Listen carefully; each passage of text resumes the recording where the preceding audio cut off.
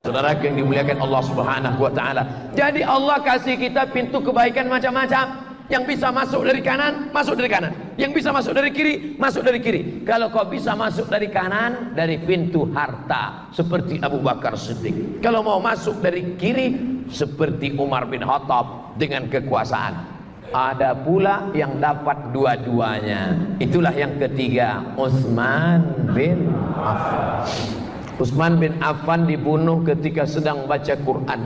Darahnya muncrat pas pada ayat fasayakfikahumullah. Fasayakfikahumullah.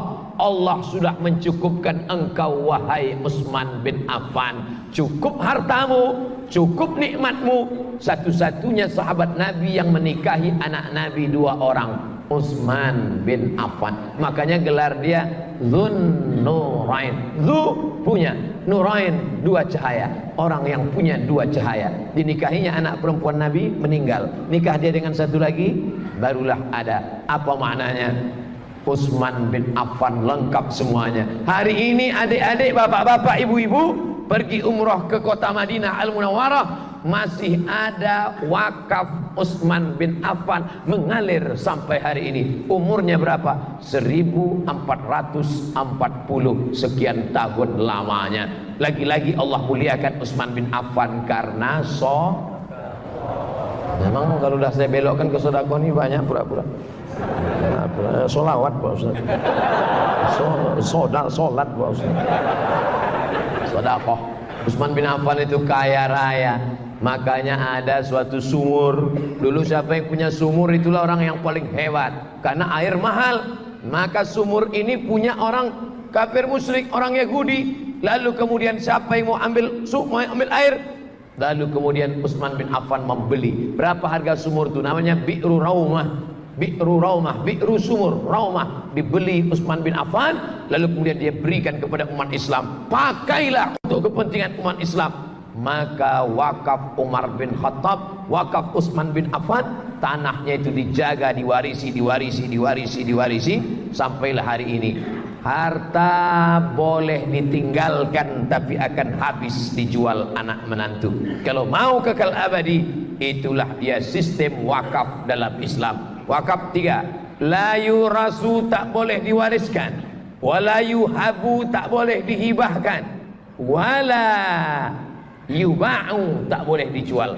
Ini tanah saya wakafkan. Karena ceramah Ustaz Somad di Masjid Bukit Indah Sukajadi tadi malam tentang Utsman bin Affan yang mewakafkan sampai 1400 tahun, saya pun ikut macam dia. Ini tanah saya wakafkan, nanti akan dibangun ruko dan hotel di atasnya. Hasilnya tak diambil oleh saya, tak diambil anak saya, tapi diserahkan untuk biaya operasional masjid. Amin.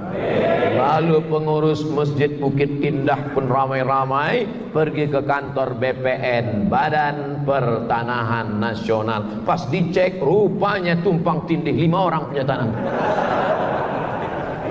Assalamualaikum Pak Haji. Waalaikumsalam. Tanah yang Bapak wakafkan itu kemarin sudah kami cek di BPN. Gimana? Bermasalah rupanya tanahnya Pak. Karena masalah, itulah aku wakafkan. Kalau tak masalah bagus ku jual, kata dia. Makanya kita ini disuruh beramal lillahi ta'ala. Usolli fardhu subhi raka'ataini adaan ma'muman lillahi ta'ala. Nawaitu shoma ghadin ada'i fardhi syahr Ramadan hadhihi sanati lillahi ta'ala. Bukan karena bermasalahi ta'ala. Saking banyaknya masalah baru. Ustaz Somad, Bapak pengurus masjid, itu yang di sana itu saya wakafkan semua. Punya siapa? Entah tak punya siapa. Yang boleh kita wakafkan itu punya kita. Terbuka pintu hati kita. Sekarang kalau udah cerita wakaf, pasti yang ada di kepala orang Islam, wakaf tanah kuburan, tanah masjid, semuanya wakafnya wakaf pasif, tak menghasilkan duit. Tanah kuburan, ada orang nyewa kuburan. Ini yang mau mati sewa. Ini VVIP 500.000. Ini yang VIP. Ini kelas ekonomi bertiga satu lubang. Nah, ada. Tanah kuburan tidak menghasilkan apa-apa. Tanah masjid tak menghasilkan apa-apa. Tapi mestinya berpikir kita, ini tanah wakaf satu petak, di atas tanah wakaf itu dibangun kondominium 100 lantai ke atas. Tanahnya wakaf punya masjid. Bayangkan itu, yang punya satu kondominium itu paling murah 1 miliar sekarang. 1 miliar paling murah. Bayangkan kalau 100 lantai, satu lantai ada 4 kondominium, ada 4 flat sampai ke atas 400. Kamarnya berapa, bayarnya berapa, belum lagi orang yang sewa, punya masjid. Barulah masjid kita tidak lagi ada kota. Sekarang banyak orang marah, Ustaz, tolong Ustaz sampaikan di masjid-masjid supaya kalau khotib sedang khutbah jangan lagi ada kota jalan, jangan ada kota, terganggu saya dengan kota. Wakaf kau mana? Kalau ente tak setuju kotak berjalan di masjid, maka wakafkan satu tanah, bangun ruko kondominium di atas, takkan ada lagi kota. Betul? Selama umat Islam tidak berpikir tentang wakaf produktif, wakaf yang menghasilkan duit. Kami kuliah di Al-Azhar Mesir, dari mulai S1, S2, S3 sampai habis kuliah, pengiriman dai-dai, semuanya dari mana itu? Mesir bukan kaya, Al-Azhar dapat duit dari mana? Azhar punya tanah wakaf tapi menghasilkan duit.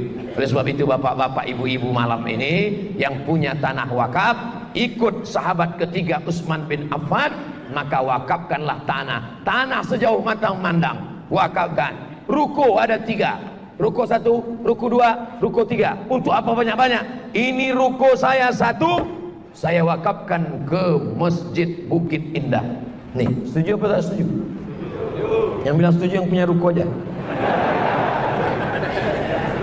Ruko 1 pintu harganya 1 miliar, sewanya 1 tahun 50 juta. Bayangkan kalau ada bapak malam ini 10 orang, lalu kemudian dia wakafkan, lalu kemudian wakaf, selama ini duitnya masuk kantong dia, tapi lalu kemudian dia katakan 10 orang saja 1 pintu 50 juta, 10 orang 1,5 miliar, maka taklah lagi kembang kempis nyawa pengurus memikirkan listrik, memikir, dan kita pun tak sepanas ini.